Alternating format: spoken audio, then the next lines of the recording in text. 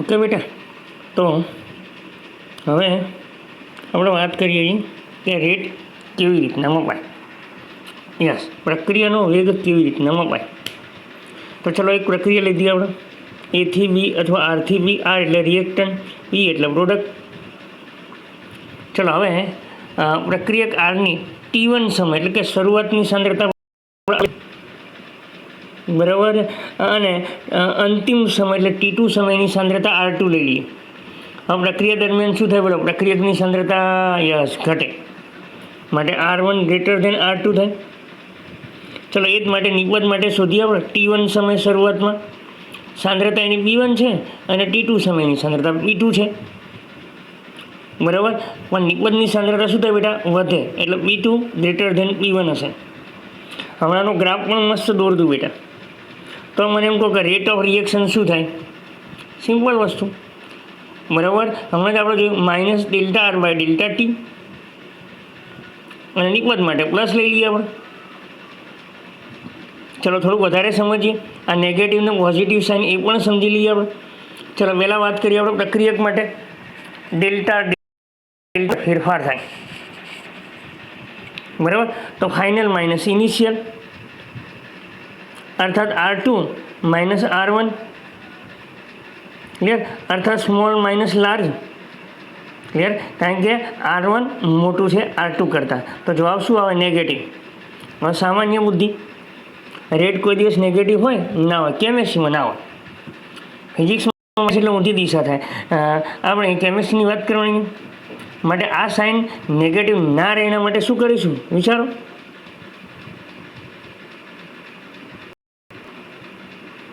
Clear? તો આપણે શું કરીશું બેટા? ઋણ સાઇન મૂકી દઈએ એટલે જવાબ શું થઈ જશે? Negative negative positive. હવે વાત નિપજની, તો ડેલ્ટા બી એટલે શું થાય? વળી પાછું અંતિમ માઇનસ પ્રારંભિક, final minus initial, B2 minus B1. પણ B2 તો B1 કરતાં મોટું હતું, આનું સાઇન તો પ્લસ જ આવે, એટલે આનું સાઇન લખવાની જરૂર છે નહીં, કારણ કે આગળ પ્લસ જ આવવાનું છે, ઋણ તો આવવાનું જ નહીં, બરાબર. છતાં આપણે અહીંયા પ્લસ લખીશું. ચલો સમજણ પડી બેટા આ રીતના, બરાબર. તો આ રીતના પ્રક્રિયાનો વેગ માપી શકાય. ચલો હવે પ્રક્રિયાના વેગ બે પ્રકારના હોય, એક એવરેજ હોય અને બીજો ઇન્સ્ટેનિયસ હોય. ઇન્સ્ટાનિયસ હોય, ત્વરિત હોય, અને પેલો એવરેજ હોય, અને એને આર એવરેજ લખાય. આર એવરેજ ધ્યાનમાં રાખજો, આ વાક્ય યાદ રાખજો. અને આખા ચેપ્ટરમાં આપણે જ્યારે પણ કોઈ વેગની વાત કરીશું ને, આર એવરેજ જ હશે બેટા. આર ઇન્સ્ટન્ટ તો ખાલી શું છે સમજી લઈએ, બાકી એની વાત કરીશું નહીં. ઓકે, તો અહીંયા શું વાત કરીશું બેટા? શરૂઆતથી અંત સુધીનો સમાવેશ. દાખલા તરીકે વાયકેસર 3 દિવસમાં ટ્રેનમાં 200 કિલોમીટરનું અંતર કાપવા માટે 50 કલાકનો સમય લીધો. તો આર એવરેજ શું થાય? અંતર 2000, લીધેલો ટેકન બાય ટાઈમ 50, તો 40 આવ્યું. તો આ શું હોય બેટા? આર એવરેજ આવ્યું. હવે ઇન્સ્ટન્ટ શોધવું હોય તો, ચોક્કસ સમય શોધવો હોય તો, દાખલા તરીકે ઉપરના સમીકરણમાં મારે દર 5-5 મિનિટે મારે શોધવું છે. તો હવે આર રેટ એ શું બની જશે? RINST, ઇન્સ્ટેનિયસ બની જશે. અને એનું સૂત્ર શું આવશે? લિમિટ ડેલ્ટા ટી, બરાબર, ડેલ્ટા ટી નિયર ટુ 0, શૂન્યની નજીક આવશે. લિમિટ એની 0ની નજીક આવશે. અને હવે સમીકરણ શું આવશે? માઇનસ dr બાય dt અને પ્લસ dp બાય dt. હવે એક વસ્તુ ધ્યાનમાં રાખીશું, જો ફેરફારનો ગાળો મોટો હોય તો ડેલ્ટા, અને ફેરફારનો ગાળો નાનો હોય તો ડી. અચ્છા, આનો એકમ શું થાય? ચલો ઉપર કોનું સૂત્ર છે? સાંદ્રતાનું. નીચે કોણ છે? સમય છે. તો સાંદ્રતા ભાગ્યા સમય, ને સાંદ્રતા આપણે શેમાં લેવાય? આમ તો ગમે તેવા, પણ આપણે લઈશું મોલારિટી, મોલ પર લીટર, અને સમય શેમાં લઈશું? બરાબર, સેકન્ડમાં લઈશું. તો જવાબ શું આવશે? મોલની 1/, લીટરની -1 અને સેકન્ડની -1. ડન? ક્લિયર? ચલો સાંદ્રતા કયા કયા એકમમાં લઈ શકાય?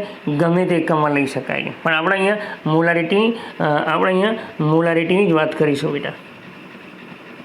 ડન? ચલો મેં એક ગ્રાફ દોર્યો છે, જુઓ, બરાબર. અચ્છા, આ ગ્રાફને આ ગ્રાફ સાથે પણ સરખાવી શકાય, જુઓ, બરાબર છે ને. આપણા પાઠ્યપુસ્તકના પેજ નંબર 97 કાઢો, બરાબર. ક્લિયર? ચલો આ ગ્રાફ કોનો છે?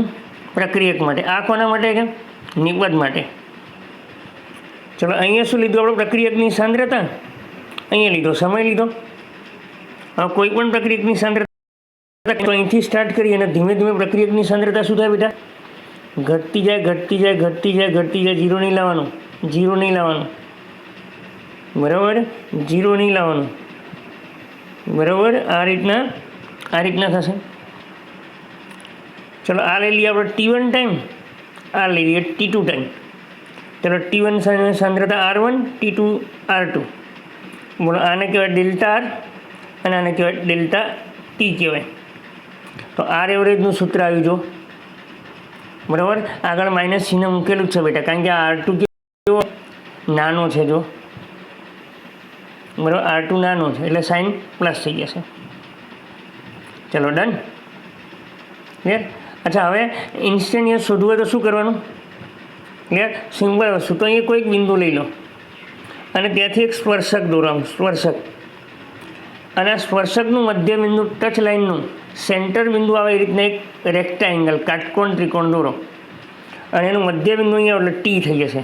અને આમાં ફેરફારનો ગાળો કેવો થઈ જાય બેટા? એકદમ નાનો થઈ જાય જો. તો આને શું કહેવાય? RINST કહેવાય. Minus dr/dt is equal to શું થાય? માઇનસ ઢાળ થશે. Done, clear? ચલો એ જ પ્રમાણે નિબદ્ધ માટે જો આ ગ્રાફ આમ છે, નિબદ્ધની સાંદ્રતા વધે બેટા, બરાબર?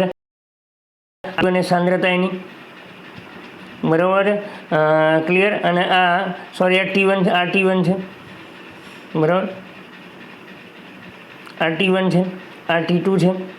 જો T1 એ સાંદ્રતા B1 અને T2 એ સાંદ્રતા B2, જો B1 કરતાં B2 મોટા થાય છે માટે અહીંયા સૂત્ર જુઓ, આર એવરેજ બરાબર પ્લસ મૂકેલું છે. આમ તો પ્લસ ના લખીએ જ ચાલે.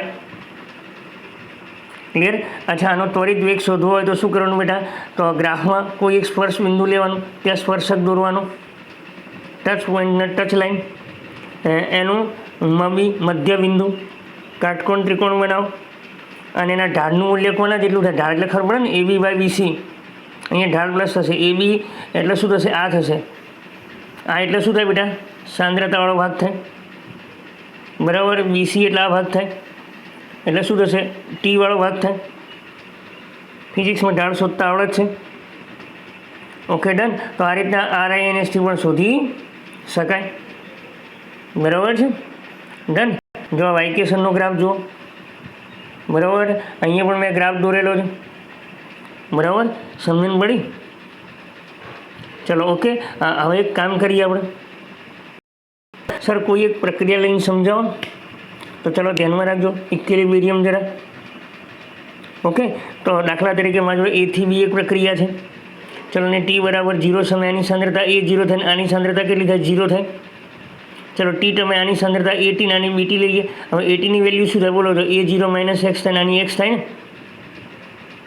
બરાબર? હવે રેટ ઓફ એના સંદર્ભમાં પ્રક્રિયાના વેગને આપણે અભિવ્યક્ત કરીએ તો એનું સૂત્ર શું થાય? માઇનસ ડેલ્ટા R/ડેલ્ટા ટી. પ્રક્રિયક છે માટે માઇનસ આવશે, બરાબર? ડેલ્ટાનો મતલબ થાય ફાઇનલ માઇનસ ઇનિશિયલ, એટલે AT - A0. ATની વેલ્યુ કેટલી છે? A0 - x અને A0 તો A0 જ છે. ચલો A0 જતા રહે તો માઇનસ એક્સના આગળ માઇનસ માઇનસ પ્લસ છે, તો જવાબ આવ્યો dx/dt. એટલે જવાબ શું આવ્યો? Minus dA/dt, minus dA/dt is equal to શું હોય? dx/dt. ચલો ડન.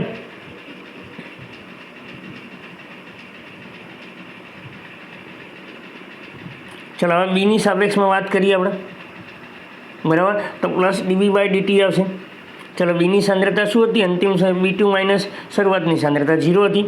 BT બરાબર x હતું તો ડેલ્ટા x/ડેલ્ટા ટી એટલે dx/dt આવી ગયું. ચલો આની પછી વાત કરીશું, આ જરૂર નથી અત્યારે, બરાબર? તો આનું સૂત્ર શું થાય બોલો? તો હવે આખું સૂત્ર લખજો, હું બોલું છું. dx/dt is equal to minus dA/dt is equal to plus dB/dt. એટલે ઘણી વખતે ડેલ્ટાની જગ્યાએ ડી લખાઈ જાય, બહુ ટેન્શન નહીં લેવાનું, આપણે ડી જ સમજી લઈશું. ચલો ડન. હવે એ જ પ્રમાણે, બરાબર છે? ચલો પ્રક્રિયાના વેગ અલગ અલગ હોય તો શું કરવાનું? બરાબર છે ને? ક્લિયર? જો મેં એક સમીકરણ આપ્યું છે 2a + 3b, બરાબર? 2a + 3b જો અહીંયા એના 2 મોલ છે અને બીના 3 મોલ છે. જો કોફિશિયન્ટ સહગુણક અલગ અલગ હોય તો શું થશે ધ્યાનમાં રાખજો, મજા પડે એવું છે. ચલો પહેલાં તો ટી બરાબર 0 સમયે એની સાંદ્રતા A0, આની તો 0 થાય. ચલો આની સાંદ્રતા સંતુલન અથવા ટી બરાબર કોઈ ચોક્કસ સમયે શું સાંદ્રતા થાય? તો આ 2x જેટલો ઘટે અને 3x જેટલો બને. યાદ કરો ઇક્વિલિબ્રિયમ બીએક્સના કેસી કેબીન કેએક્સના સૂત્રો યાદ કરતા હતા. ચલો પહેલાં વાત કરીએ એના સંદર્ભમાં પ્રક્રિયાના વેગને બતાવે તો -dA/dt ઇઝ ઇક્વલ ટુ, ચલો આ સૂત્ર થાય અંતિમ માઇનસ પ્રારંભિક. ચલો એ અંતિમ કેટલું છે આપણું બરાબર A0 - 2xમાંથી A0 બાદ કરી દો તો જવાબ આપણો આવશે માઇનસ. આ A0 જતા રહે, માઇનસ માઇનસ પ્લસ થઈ જશે એટલે શું આવશે ડેલ્ટા. બરાબર છે.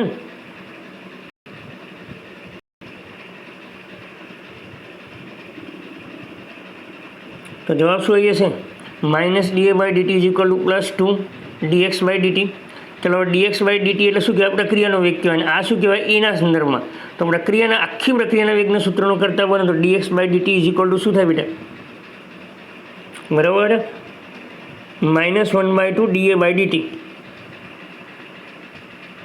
બરાબર. આ બીની સાપેક્ષમાં જાતે જુઓ જરા. ચલો અહીંયા શું આવશે બીની સાપેક્ષમાં પ્રક્રિયાનો વેગ શોધ્યો. બીની સાપેક્ષમાં પ્રક્રિયાનો વેગ પહેલાં શું શોધ્યો? આ શું શોધ્યો? એની સાપેક્ષે પ્રક્રિયાનો વેગ શોધ્યો. આ એની સાપેક્ષે આ પ્રક્રિયાનો વેગ કહેવાય. ધ્યાનમાં રાખીશું. થોડુંક 3, 4, 5, 6 ઉદાહરણ લઈશું એમ વધારે સમજણ પડતી જશે બેટા. ચલો બીની સાપેક્ષે આવ્યું તો સૂત્ર આપણું આ થાય 3dx/dt. કિંમત મૂકી યાર. ચલો dx/dtનું સૂત્ર જો x આવે તો આખી પ્રક્રિયા બરાબર. તો આખી પ્રક્રિયાનો વેગ શું થાય 1/3 dv/dt થશે. બરાબર. જો રેટ ઓફ ફૂલ રિએક્શન કહે તો dx/dtનું સૂત્રનો કરતા બનાવવાનું. હવે બોલો આખું સૂત્ર આ થાય રેટ ઓફ રિએક્શન અર્થાત વેગ બરાબર dx/dt is equal to 1/2 - dA/dt 1/3 dv/dt. બરાબર. કારણ કે એ કેટલો વપરાય છે 2 ગણો વપરાય છે અને બી કેટલો બને 3 ગણો. 2 ગણો અને 3 ગણો બને. 2 ગણો બનતો હોય બરાબર તો એને યુનિટમાં ફેરવવા માટે શું કરવું પડે? 2 વડે ભાગવા પડે. અને 3 ગણો બનતો તો એને યુનિટમાં ફેરવવા માટે 3 વડે ભાગવા પડે. સામાન્ય બુદ્ધિ છે. આગળ જે સહગુણાંક હોય એને છેદમાં આવતો રહે. ડન. ચલો બીજું એક ઉદાહરણ આપીએ છીએ આપણે. બરાબર છે. ક્લિયર. ટ્રાય કરવાનું છે. ઓકે.